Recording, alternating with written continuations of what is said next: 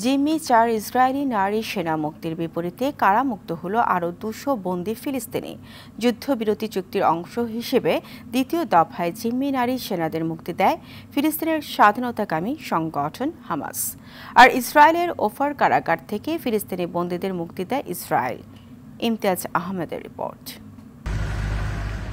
যুদ্ধবিরতি চুক্তির আওতায় শনিবার গাজায় ইসরায়েল ও হামাসের মধ্যে দ্বিতীয় দফায় বন্দি বিনিময় হয়। এতে করে ইসরায়েলি কারাগার থেকে মুক্তি পেয়েছেন আরও 200 ফিলিস্তিনি। গাজায় বন্দি 4 ইসরায়েলি নারী সেনার মুক্তির 3 ঘণ্টার মধ্যে মুক্ত করা হয় এসব বন্দি ফিলিস্তিনিদের। গাজার প্যালেস্টাইন স্কোয়ারে ইসরায়েলি নারী সেনাদের রেডক্রস কর্মকর্তাদের কাছে হস্তান্তর করা হয়। মুক্তিপ্রাপ্ত ইসরায়েলি সেনারা হলেন কারিনা আরিফ, ডেনিয়েলা গিলবয়া, নামা লেভি ও লিরি আলবাগ।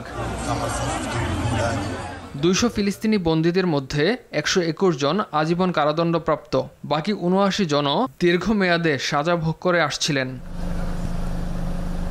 এদিন হামাস ও ফিলিস্তিনি ইসলামিক জিহাদের বহু যোদ্ধা এবং সাধারণ ফিলিস্তিনিরা ঘটনাস্থলে সমবেত হন। এ সময় রেডক্রস ও হামাসের প্রতিনিধিরা মুক্তি চুক্তির নথিপত্র স্বাক্ষর করেন।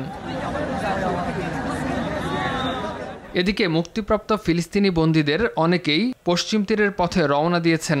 জানা যায়, মুক্তিপ্রাপ্ত ফিলিস্তিনিদের বহনকারী বাসগুলো এরই মধ্যে রামাল্লার পশ্চিমে বেইতুনিয়া শহরে পৌঁছেছে।